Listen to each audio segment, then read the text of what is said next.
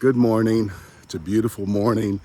Today I thought I'd talk to you a little bit about the discipline of spiritual writing, whether that's keeping a journal, taking notes in your phone, jotting them down on a computer, but taking the things that you're hearing from God and collecting them, writing them, organizing them so that you can go back and reference them later.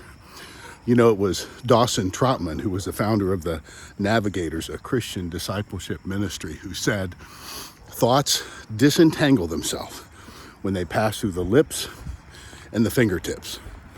There's something about the process of talking out or writing out the things that we're learning that helps to create clarity in our own minds. The thoughts that may be jumbled become clear when we begin to write them down. So what are you doing to collect those gems, those nuggets, that inspiration, those things that lift you up out of a dark place? What are you doing to collect them so that you can go back to them later and reference them, still pull from their inspiration?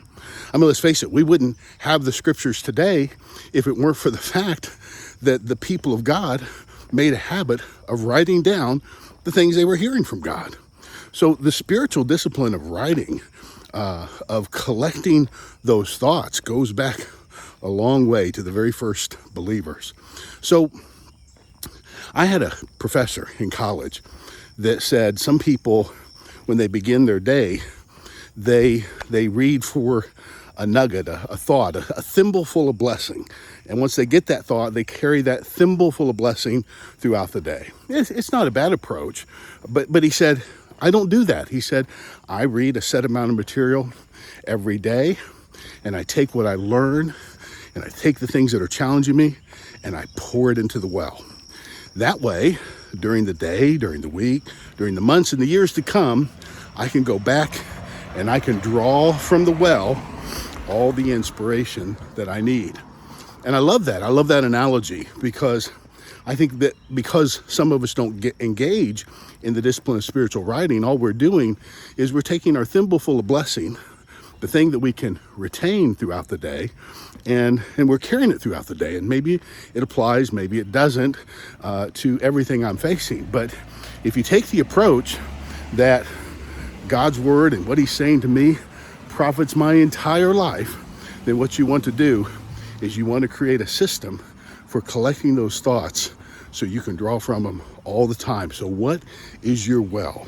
For me, it's the way I have journaled my thoughts in my phone, the things that I'm hearing and things that I'm reading that inspire me. I don't just rely on my memory to go back to those things. I save them. I categorize them. I alphabetize them so that I can look them up later because I want those blessings to be mine forever. And you know what else it does?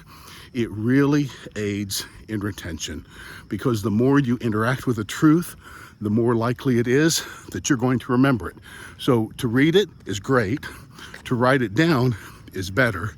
To rehearse it in your mind is the best, because that'll make sure that you're not only drawing from the well, but that thought that God gave you will continue to sustain you throughout your entire life.